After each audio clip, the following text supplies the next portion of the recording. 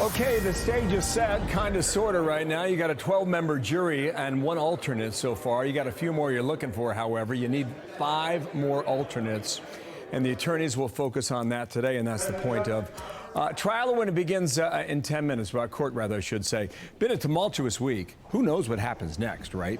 All this paving the way for the possibility that you get opening statements on Monday.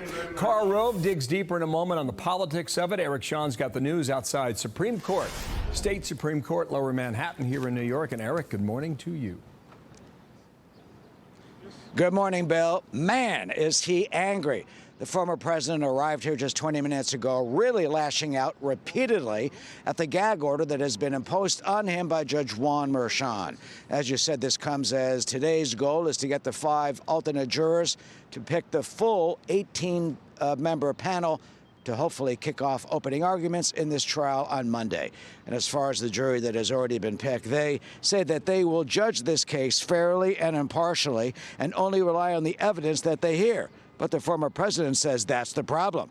He says the case shouldn't have been brought, and the gag order he is demanding be lifted now. The gag order has to come off. I should be allowed to speak. Every time I come out to speak to you. And some of the views expressed by a few of the jurors have raised eyebrows from observers. Trump's attorneys tried to keep one woman off the jury. She was critical of Trump, telling the court, quote, "I don't like his persona, how he presents himself in public. I don't like some of my coworkers, but I don't try to sabotage their work." You know, that prompted some laughter in the jury box, but Trump's attorneys were not laughing. They tried to keep that woman off the jury, but they had run out of challengers, so she is on. Another juror, though, is more positive. She said she likes the fact that, in her words, Trump speaks his mind. And a man follows the former president on Truth Social, but he also follows Michael Cohen on X.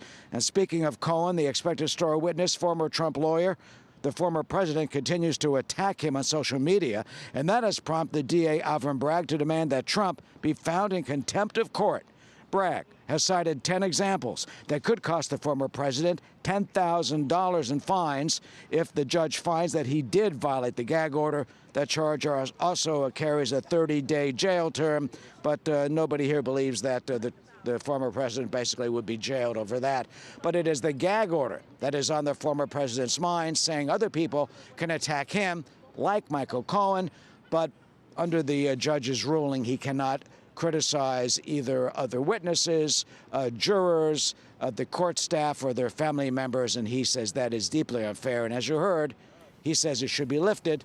It likely will not, but will get him into more hot water if he continues to post on social media. Bill, back to you. All right, Eric, thank you. Eric Shawn, downtown, thank you. I'm Steve Doocy. I'm Brian Kilmeade. And I'm Ainsley Earhart. And click here to subscribe to the Fox News YouTube page to catch our hottest interviews and most compelling analysis.